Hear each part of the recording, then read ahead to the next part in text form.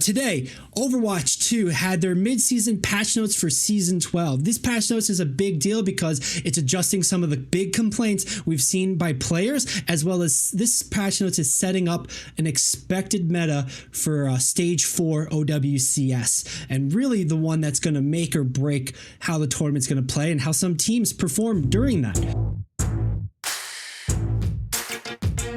The general updates and the hero patch notes specifically. First and foremost, general armor flat reduction has been decreased from 10 to 7. We talked about this when we first did Season 12 patch notes. Armor played a huge part in everything for this season, into the tank buffs. They've basically buffed it from 5 to 10 initially, and here they are bringing it down to 7. So this is going to change and tune the survivability of every hero with armor, and predominantly that means it's going to change and tune the survivability of tanks a little bit more. Bringing it down to 7, I think, is a fair kind of point. Let me move the screen because I'm just realizing now. There we go, full view now. Dev comment: the recent increase to armor's effectiveness improved the survivability of armored heroes more than they liked it.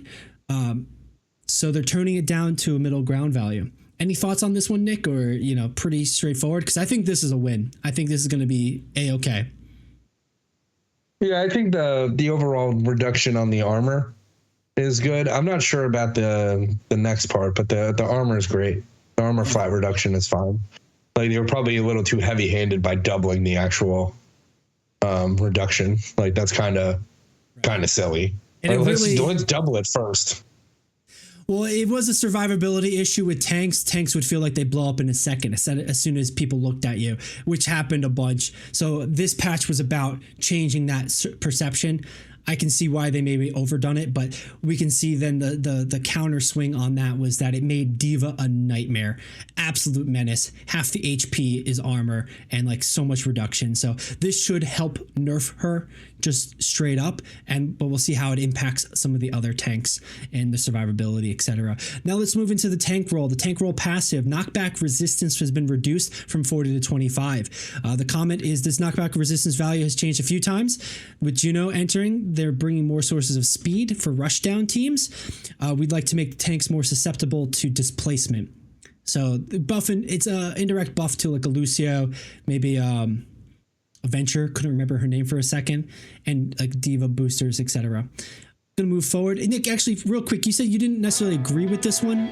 What's your thoughts on that real quick? Hey, Billy here. Wanted to take a quick minute to let you know a few different things. If you enjoyed the video so far, please consider liking and subscribing. It really helps us out and it tells the algorithm to share it with more people. You can find the Esports Meta live every week on Twitch and YouTube. It's where we film the podcast or hang out, play games, and chat. If social media is more your vibe, check us out on Instagram, TikTok, Threads, or Twitter if you use Threads. Does anybody use Threads? This is a video game community that's excited to talk about esports, so jump into the conversation. Of course, you can find more videos like this here on YouTube. Just hit that subscribe button right there or there. Thanks for watching, and let's get back to the show. Just from a flavor and play standpoint, like, I think the sentiment of like, I want to be able to knock around the tank is there's only one. Right? Like, let's say like the other person's like Winston. Like, you really want Winston to be juggling a tank? Like, really? Like, you want the monkey to just juggle a tank? That's weird. So like, I think tanks should be like a little bit more immovable. Like, they move on their own accord, they die on their own accord. Like, but that's kind of a good point with the Winston thing. But I could see how like a Winston is a little bit more oppressive with dive when like a main counter, a good counter to Winston dive is you coach gun him out, which isn't a boop. I guess it is. Or like you, brig whip shot them out. So like reducing that a little bit or enough was a good thing for that counterplay. But yeah, like, will this make a difference in that? It's a good question to ask. I mean, doesn't this just make more sense that it's really negative, like doubly as negative to champions that aren't movable, right? Like Roadhog, Reinhardt, like they're just going to be knocked around because they really only walk everywhere, right? Yeah. So like, that's what I mean. It seems a little ridiculous, and maybe just change, certain champions instead of changing all tanks with a broad stroke. That's a real. Yeah, sorry, go ahead. No, I mean, like, my point being is that like changing individual tanks differently probably makes more sense, because if D.Va's the issue when it comes to like increasing armor, because half of her health is armor, then maybe change fucking D.Va, bro. Like, maybe Diva's kit's the issue. Like it's pretty stupid to say, well, Reinhardt's gonna get impacted by this because D.Va's doing some crack shit. Like, that's stupid. And I always bring Reinhardt into it because he's like the baseline of a tank, right? He's a shield. He moves slowly, and except for his like one little charge that if you hit it, you probably inted, right? Like, so like it's so that's really like my point. It doesn't really make any sense. Like, give context instead of saying like all tanks should have this happen to them. Right. Give me the context, the specific scenario. That's been a big criticism of it, where like a passive is something that impacts everything, where it's more of a specific hero kit issue on stuff. And for a lot of the time, you have Junkrat and Lucio that are mainly doing boops, and then Brig gets, added. So then you have more boops, you have Ashe get boop kind of thing. Like, it doesn't really, it impacts them, but it doesn't impact them. And it's like weird to do a blanket thing when it just comes from a handful of heroes. It just impacts a handful. So yeah, fair criticism, something that, really should be looked at and has been kind of repeated over and over again. And it's part of the development like philosophy that just keeps getting shown, and they just don't really comment on it.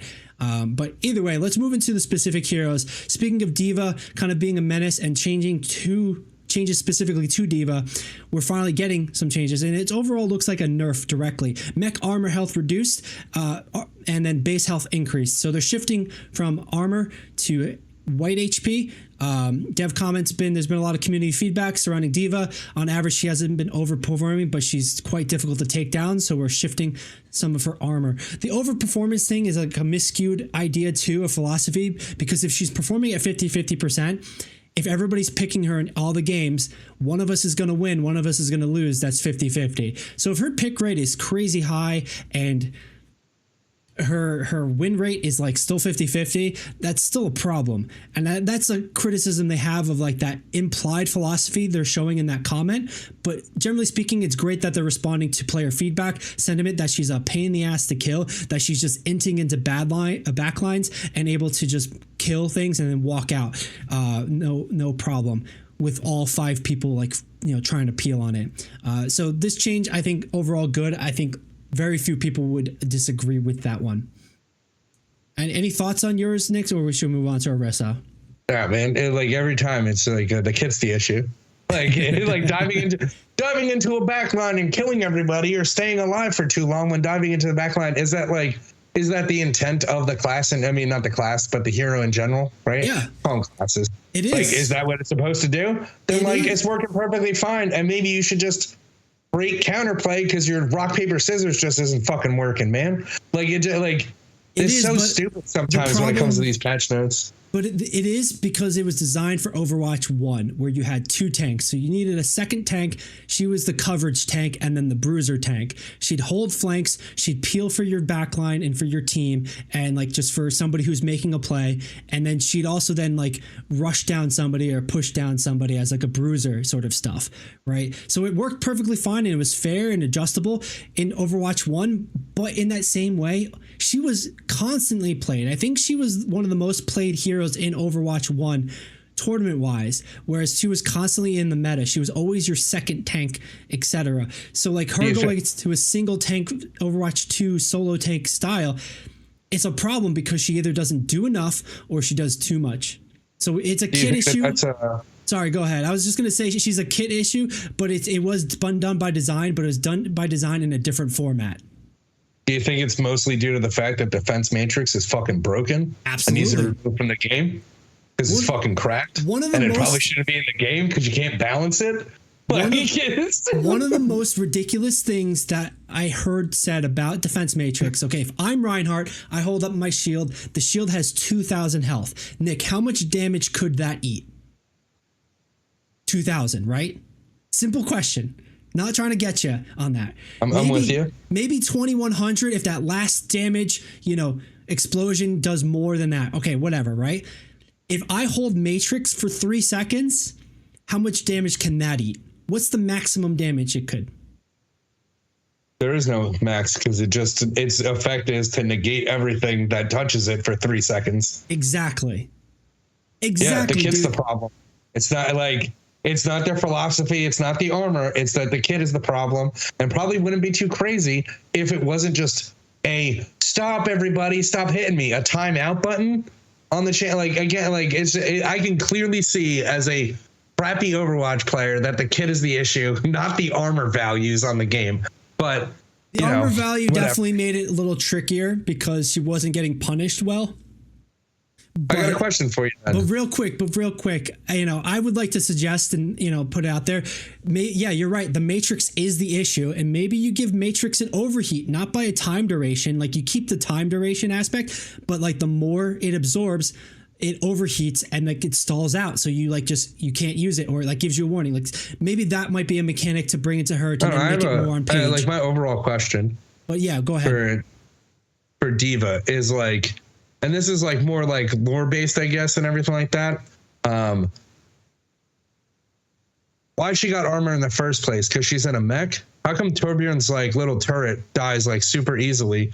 And that's it. Like, there's no vibranium in that fucking suit. Like, why she got so much armor in the first place to begin with? Because she's like a tank. Just give her effective health. Just make her have a big health pool, and like forget about the armor.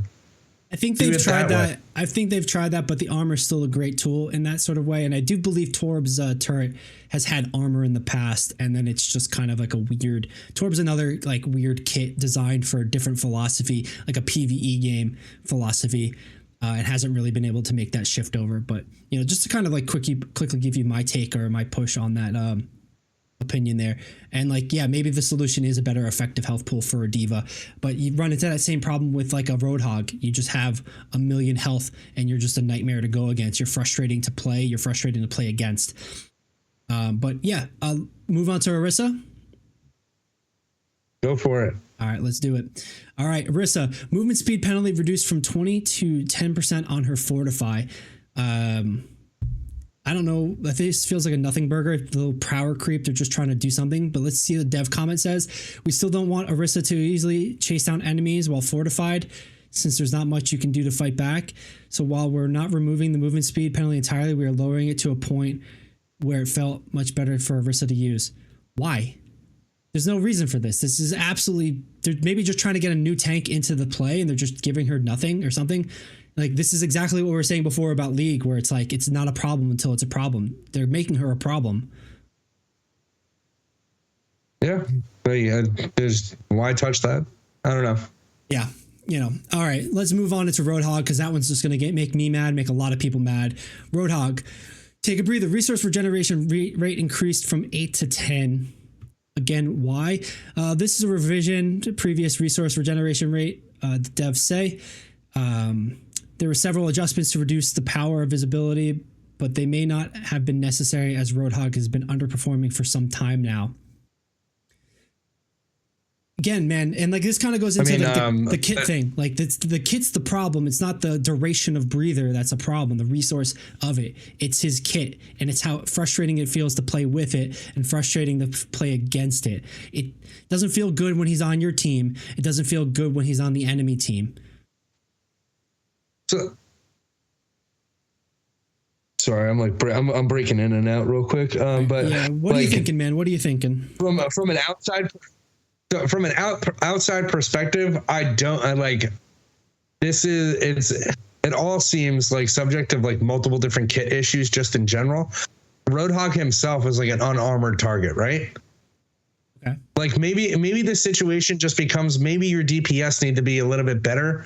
Like, you pocket your tanks into like armored, unarmored, and like into different categories, and then your DPS or what need to like, I don't know, but like it seems like maybe he should die to snipers, like people who don't like, he's an unarmored target, and so maybe he should just take more damage, and that way you switch into your DPS just switches instead of being frustrated that Roadhog doesn't die. You have to switch your team up in order to deal with the Roadhog. Right, like but that's like my perspective. Like, I think. Right, the idea philosophically is that you break the tanks into, or characters into, raw health, armored health, and shield health. which is kind of what we have now. But then that raw health is, I guess, weak against longer range stuff. Like a sniper shot, a Hanzo arrow, even Ashe in that like longer mid. But like if you get close to him, you know, like that's the thing that feels weird, and maybe that's got to be changed where like swapping. But that feels like an overall game philosophy difference, where they would have to change the rock paper scissors of health and then how effective, almost like Pokemon, where it's like fire is good against grass is good against water is good against fire. But that might just incentivize counterpicking and doesn't really change Roadhog, because like sure he doesn't get blown up, but like you almost want to get close to him to blow him up. But he's really strong when you get close to him, so you don't want to get close to him. So then, you know, you just go long range. Like that's a good question, and I think a good insight, but I'm not sure how the application would work out, especially with the general philosophy of the game devs, etc. I mean, the general philosophy, that my understanding is that it is a rock, paper, scissors, even if you like inherently don't realize you're doing a rock, paper, scissors. But like when you die on the back and you need to switch in order to get to like the point fast, you switch to Lucio so that you can get the movement speed and stuff like that. Like those are rock, paper, scissors choices. Like in the moment, like that is the philosophy of this game, is making the rock, paper, scissors choice in the moment. So like, I think that would probably be a bit easier way to like balance their game and, you know, whatever. But like, yeah, I know. I just like the one pushback I'd have on that is like you don't want too hard of a counter, because you'd still want them, like you still want a soft rock paper scissor in that way, like a somewhat soft rock paper scissor. So, and like this is an area where like philosophically they could change it, adjust it, and maybe make some impact, positive impact. But like I'm not sure how the implementation would look, what they would do, etc. around it, because then you'd have to change the effective health of others. Sigma is another like mid-range thing with shield though, and like talking about Sigma has shield health.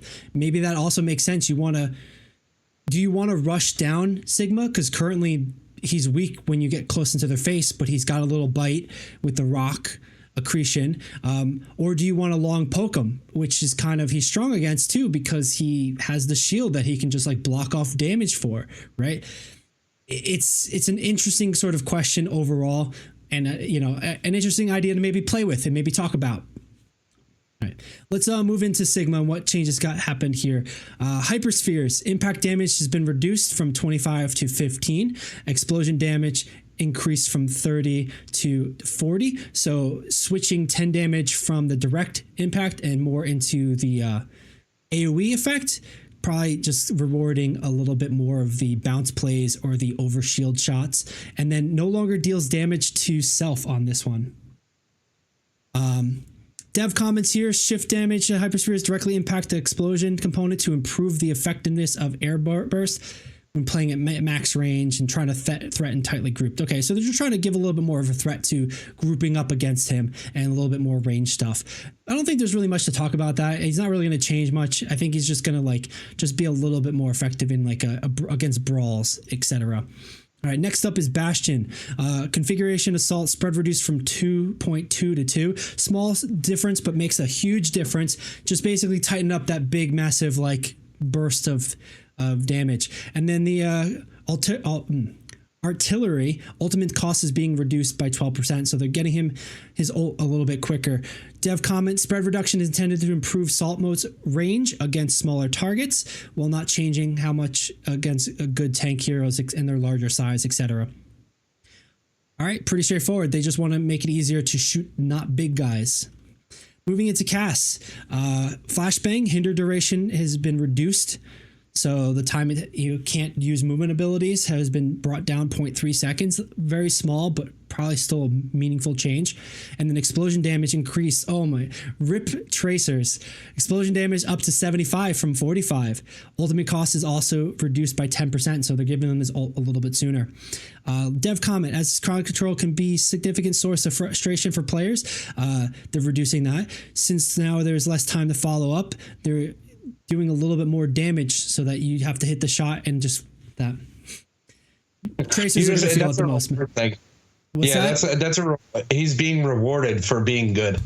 Like that's basically like, but like excessively, it kind of seems it's almost double the amount of damage on the thing. So like, if you were already good with your combo as Cass, you just get your ultimate faster and you get to kill people easier. Like, it's like, it sounds so stupid. So they like a lot of this is like bronze baby patch. Well, this definitely, yeah, this is bronze. It feels bronze baby, but more or less, it feels specifically to player sentiment. They want to make it feel better to people, and like I don't really hear a lot of people complain about Cassidy. Cassidy's got his spot now. I think he's in a great position. I really feel like this is unnecessary because what I think the secret thing that it's actually doing, maybe a change for the sake of a changed place, but like we said, RIP Tracer. This is just going to have Tracers be more fearful and less pushing, especially when the Cass is on the enemy team. All right, moving into Hanzo. A lot of words here. Let's see what they got to say. Normal arrows are no longer affected by global projectile size increase. So they're bringing them smaller, I think. What's that mean? Not entirely sure what that means. You're going to have to take a look at some of the videos, some of the car queue specific breakdowns on what that does. Maximum damage is getting increased. So we're going to get some headshots again. But like, I'm not sure if I like this because it's, spam the choke again.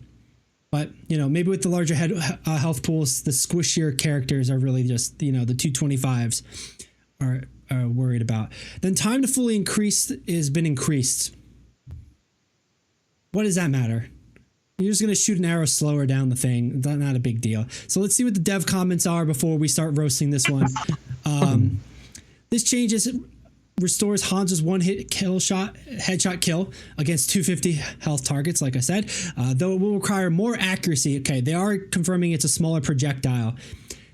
More accuracy is not going to matter because you're just going to spam a choke and that unlucky, and that's the thing that felt really bad, why they changed a lot of projectile sizes to begin with, especially for lower ranks, etc. It's just, and that, But okay, maybe he's just a spam area zone. And moving on, it's now slower to charge in the slower projectile to reduce the frequency of projectiles being thrown out.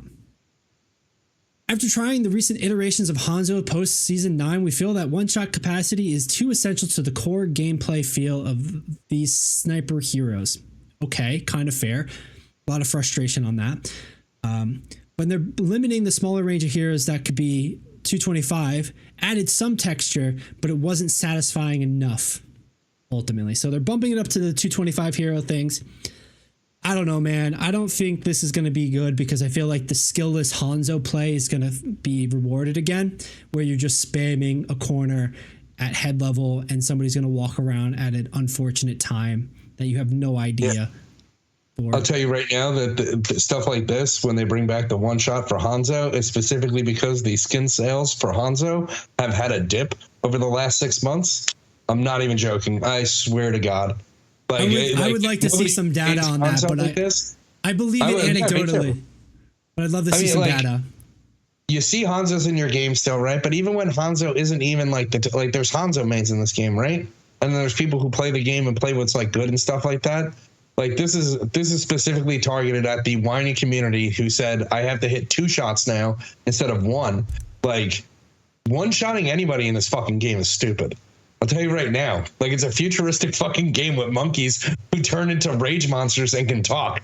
It's kind of stupid that there's one-shots in the game. That's not a good play. Like there's no counters. Like, oh, you got shot. Be better at not getting hit next time. Right. That's the counterplay to it, right?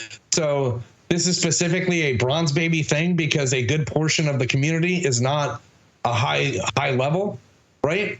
And this like negatively impacts high level play, whereas it does not negatively impact like low level play. It just increases like them just killing people. Well, in that way too, I think it kind of lowers the skill floor for that cheese part of it, where it's like anybody can sit there on King's Row and just spam that first gate, that first wall for that corner. And like, okay, I'm just going and like, boom, I'm picked immediately, like it's just, I just moved at the wrong time. Like I'm supposed to know he was, like there's no counterplay. There's no knowledge signal. And it's like, that one shot part of it was frustrating, and it's like, oh yeah, you just got to go, play differently. You shouldn't be able to one shot with that. Like, if you're not specifically like chronically aiming all the time, right? Like if you're not actively aiming, you shouldn't be rewarded with a one shot. That's just that's end of story in the game. Like you should not be rewarded. Oh shit, I got a one shot. Haha, get screwed. We're moving. Like we move on up. Like that's not good. Yeah, I'd almost rather see Hanzo go the direction of like not able to headshot, but does more body damage, and then it's like a 2 body hit or maybe 3 body hit, right? Like try that out, see how that plays, because they didn't really do that this past one and it didn't work. Like speed up the arrow, speed up the fire rate, you know, do more damage or something like in body shot. So at least I get hit, I can react. Oh, he's spamming this choke, I can move, kind of thing. Yeah. You know, another idea that I did see that I liked was somebody suggested giving him another ability, maybe on the reload button, where you put a weighted tip, right? Like so that it does more damage, but it'd be just that one shot, and you know, that would warrant a headshot ability to one shot somebody, but like it had to be accurate, because right now you literally just fire everything. You storm arrow, you fire everything down to choke, and you just kind of spam head level on that, and it doesn't feel skilled. It doesn't feel good. It feels frustrating to play against. I know Hanzo players, and I've done this before, where it's like, oh, I got that dink from across the map, get wrecked kind of moment, and like you feel good about yourself, but like I'm the first to admit, it's like, okay, what did I do? It's like, oh, I got a noob who didn't know I was playing the game. Triple kill with rocket launcher, bro. I did so well in that. I'm so good at this. My initial thoughts is to give him a passive where the first hit that he hits you with slows your movement speed, so it makes it easier to hit the headshot afterwards, but you're still like, so you're rewarded on being good in general, and you're not like, and you're rewarded for just hitting a shot in general. All right, we hit him with it. He slowed a little bit. So maybe something like that. Maybe the part of his passive is like a bleed. So instead of doing a full one shot, you bleed out a little bit. So initial damage and then a bleed, so that you have time to react. Your healers have time to react. That is way better than just spamming head level this. And that, like, you know, still kind of sucks. But anyway, we can probably rant about this for a while. Let's move into any other characters that we have here. Venture. Explorer's Resolve. The shield health generated by her abilities have been reduced. I'm guessing just making her a little less tanky, a little less brawly in the fight, just make more punishable. Comment is, as highly mobile damage hero, Venture does not quite need as much shield health from their passive as they currently get to be successful. Even though they are a close range hero, their ability enables them to close the gap, move in, move out. So maybe they're just kind of mindfully seeing how players are playing and feeling her out as like one of the newer characters, you know, getting better at it. But yeah, I don't necessarily disagree with this one. I think this is probably not going to change much. People are still going to play it as is. Any input on you? You can shoot her when she's underground? No. Can you shoot? You can't. Okay. You can so why does she goes? You can shoot her as she goes in. This effective help is when when you use any of the abilities, the drill dash or the burrow, you get HP, shield HP. Why does she need them, and why doesn't Reaper need them? Generally speaking, she needs it because she's going to be brawly in their face, so they wanted to give her more effective health pool to stay in the fight and fight there. The Reaper question is a good question. Maybe that'll be a part of the rework that we're expecting coming up in the next season or two. But yes, he used to have lifesteal. I think he still does, but it's kind of like whatever now, where that effective health from the lifesteal let him stay in the fight. It wasn't given as shield, it was given as leech. Yeah, I mean, you know, just that's like my immediate thought is like somebody else who like gets in people's faces does have a movement speed ability that is untargetable, right? Like, why doesn't he have a shield? Oh, he doesn't need it? Like, because he does enough damage. So like, if the damage is fine, then like, why does he need the shield in the first place? The shield doesn't, like, it's a weird part of the kit that doesn't really add any flavor to the diving up, diving down kind of thing, you know. Yeah, like it doesn't make the ground injured. It's weird flavor wise. It's more about effective HP, and I guess flavor wise, Venture is somebody who uses a big drill, whereas Reaper turns into a ghost. So like one uses more of a technology mindset. So shields are technology flavor. I don't know. We can go into a full lore drop, RP drop, but let's move into supports here. Moira, Coalesce's damage has been increased. She didn't feel threatening, so they're trying to make her be more damage-based Moira. All right, cool, bro. I don't think it's really going to change anything. Life Weaver, maximum ammo increased on Thorn Volley.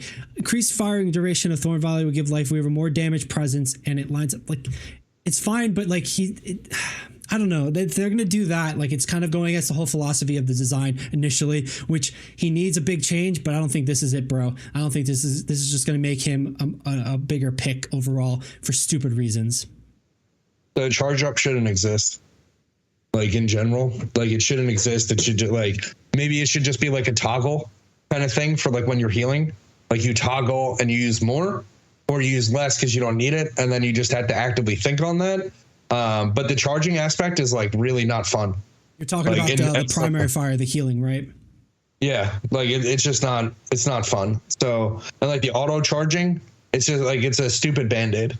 Yeah, it's still going to be awkward to switch back and forth because he uses the same hand, right? When he does it animation wise. And like, that's been something they've been stuck on the whole time. They really should just Moira it where it's like one hand heals, one hand damages kind of thing. But generally speaking, his kit is all passive, defensive value, reactive value. It's been designed that way. It's been slightly adjusted. And like the platform change was an excellent change. This change, I don't know if it's gonna make people more like damage based. It's not gonna make him more proactive. It's not gonna make him more aggressive. If anything, it's gonna make him slower to react, which then makes your teammates mad at you. But anyway, let's move into Zen. All right, a lot of words in the dev comment there. Let's see what they have to say after we check out the changes. Destruction Orb damage has been increased from 48 to 50, a small damage increase on the primary fire. And then Orb of Discord cooldown has been reduced from 7 to 6 seconds. Small change, but probably testing the waters on that. Probably mostly for tanks. Zen hasn't been played at the pro level. It's just not worth it. You know, that extra damage, which would be great for a bigger health pool, is probably not worth it because he's got no utility for his team and he just gets dove in this Diva Winston meta. Let's see what the devs have to say here. With the current addition of more speed boosts in the game, Zen and generally more poke-oriented team compositions by extension have fallen off a bit due to how immobile and vulnerable be. Also, on a note, poke-heavy comps were a big deal because players are lazy. You get so much value from just poking and just like, you know, being here and then bop, bop, bop, bop, bop, bop, bop, bop, right? Like, why do I need to run to you to do that? You know, do you have to do that for dive? You have to do that for rush and brawl? You know, poke heavy comps like has been some of the biggest percentage of comps played because it's easy. So yeah, they've fallen off because dive has gotten faster and brawl has gotten faster, and then Zen is a glass cannon. So just kind of add that point in where it's like poke is like a lazy comp, but like it's lazy because it's effective without really having to do much. All right, moving into the rest of the comment. We tried increasing his health in the past, but it's proven problematic. Definitely so. So instead, they're trying to lean into the glass cannon aspect of it. You know, we're improving his damage this time, which should enable breakpoints to new breakpoints and how many shots are required to eliminate. This might be fine, might be fair, but I don't think he's going to see any pro play in the stage here. Nick, any thoughts here on what their comments here? Or? There's another champion with a kit. Like the kit's the issue. Like the kit's the issue. They need to rework them. It's Discord Orb that's the problem. And that's, you know, before with tanks, it was kind of like harsh. But like, it'd be interesting to see because he hasn't been played this patch where tanks are kaijus. It'll be interesting to see if it makes a difference, that much of a difference, because you would just be nuked. And he was one of those hard meta comps in Overwatch 1. Like, just everybody would play him every chance they got. So I don't know if it's the kit. It's, so I mean, like every single healer in this game should actively have to decide if they're healing or dealing damage, right? Not just some of them, all of them. Like that's all of them. They're supports. They should actively have to choose how they're helping the team. Either they're helping them with healing or they're helping them with damage. Like, and there shouldn't be a case where they're doing both at the same time.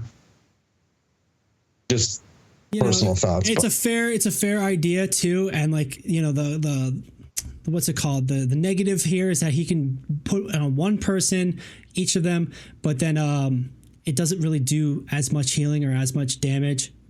But yeah, I don't disagree with you. And Zen's kit has been that loose exception for that philosophy. And that's kind of it. I'm not really going to go over to map updates. I want to keep this one brief, but we'll see how this one goes. The big boons here, D.Va got nerfed. That's really it. Everything else kind of felt weird. Cast kind of changes, Zen change here, Venture change. Like, they seem to be maybe pushing one idea or the other. Nick, any specific walkaways on this for you? Or we're kind of good, like, just the D.Va, glad she's been nerfed. Yeah, just D.Va. Like just change some of the kit, man. Like, some of these guys' kits, like, turn Zen into an actual DPS is what you should do. Like, the overall sense of, like, when you're talking about a support, to say, like, hey, we're going to lean into the glass cannon aspect of this support, go fuck yourself. That's, like, what I have to say for anybody who says that. Like, I'm not even joking. Like, from a full gamer perspective, like, you're telling me, like, the healer has a full glass, like, we're going to go glass cannon on this healer now, guys. Fuck yourself, bro. Go fuck yourself. You need to get out of the room, because we're in the support talks and you're talking about DPS. Like, it's like, right. So as far as I'm concerned, like, that's silly. If they, and they could keep his heal as, like, because, like, you have soldiers that put down a heal station. It's a brief temporary heal. They could even keep that orb of healing as a DPS. But, like, yeah, then you start contradicting lore, etc. I don't know. It's a design. Who like lore? They don't even care about PvE in this game. They barely even care about their lore half the time. Hold on, man. Hold on. You're going a little bit robot, dude. I said the lore. To that. I don't play anything in this game for lore. It's not a lore game. It's a competitive online shooter. All right. That doesn't have any lore when I start the game up.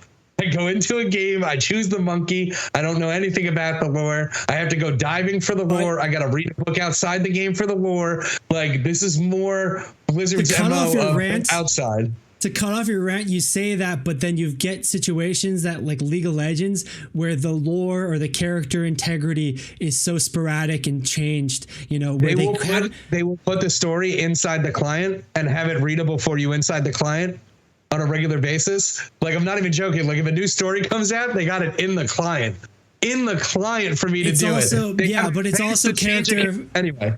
It's also character philosophy, how it plays. I don't disagree with you. It's a competitive game and it needs to have that identity first and foremost. But then, when you see a character, you should see it and go, I think this is how it works because of the way it looks and the way he moves, etc. Like, so yeah. Do you think Zen's going to deal damage? The guy who's all about being Zen and enlightenment is supposed to be a glass fucking cannon for lore purposes? He has Zen in his name. He's a fucking Buddhist for the Buddhist robot, and he's a glass cannon is in the sentence. What? That glass cannon sentence is definitely problematic. Do you want a support that's a glass cannon? That's a term that you use for DPS. I think that's appropriate. But having that flavor of, like, yeah, he's a Zen monk, so it's like yin and yang, push and pull, destruction versus creation.